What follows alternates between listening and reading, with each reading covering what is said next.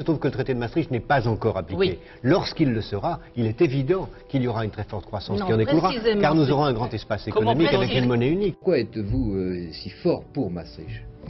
Écoutez, je suis favorable à la poursuite de la construction européenne, d'abord parce qu'elle assurera la paix en Europe d'une manière certaine. Je veux dire, l'entente franco-allemande est quelque chose qui doit être consolidé, et nous ne voulons plus des guerres qu'il y a pu y avoir en Europe. Et puis d'autre part, le traité de Maastricht, c'est quelque chose qui va permettre quand même un développement économique important et qui a déjà apporté une prospérité considérable et qui permettra de l'aggraver, de l'accentuer.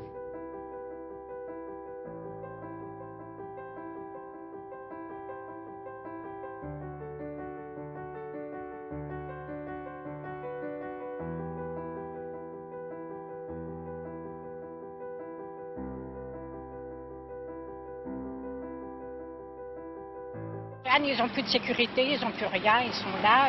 La situation, elle a une cause.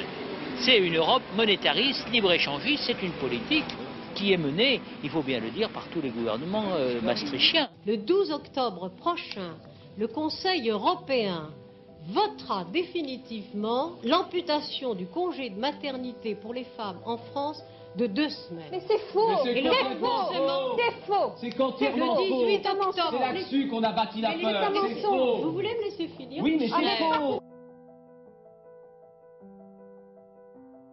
Le projet de loi viole de façon flagrante le principe suivant lequel la souveraineté nationale est inaliénable et imprescriptible.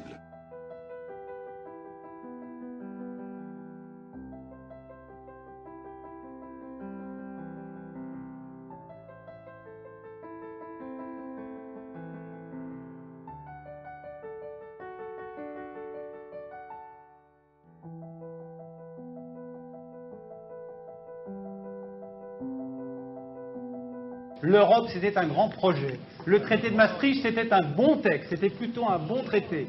Et si vraiment le oui n'est passé qu'à 51%, je trouve ça inquiétant pour la santé de la classe politique et de la France et de ceux qui ont mené la campagne. Je trouve ça très peu.